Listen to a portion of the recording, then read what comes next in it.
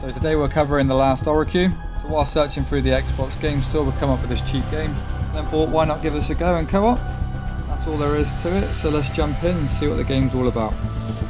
So first off, bit of a cliche, but you start as a prisoner. And right from the off-go, you're given some choices of which faction you want to join.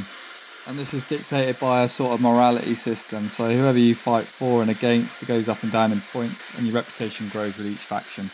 All in all, this makes the game very interesting, and the story's actually because pretty I gave good. it to him. He said he would give it to you. You must be either lying or extremely naive. However, the lead character doesn't really inspire you much, and his voice is quite annoying. Respect the Ratvolution! Respect the Ratvolution. So leading on from the story, apart from that, there's quite a lot to do, a lot of exploration, and the game does reward you quite highly for this.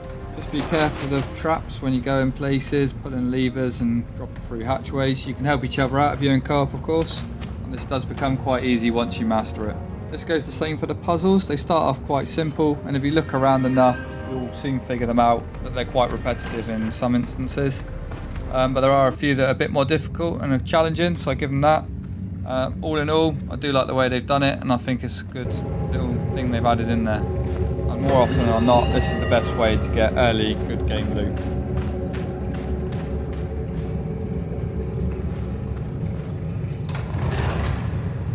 So on to another big aspect that we need to cover is the combat. However, as fluid as it seems, there is a bit lackluster. There's no combos. There is of course dodge and rolls like most games nowadays, but after a few hack and slashes, you just keep hacking and slashing away until you kill the enemy.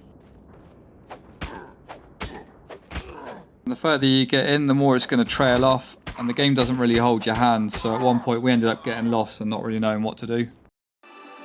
The only time combat comes into play is when you're up against bosses, which do seem quite grandeur when you're entering. There's like little blue veils you walk through and cutscenes.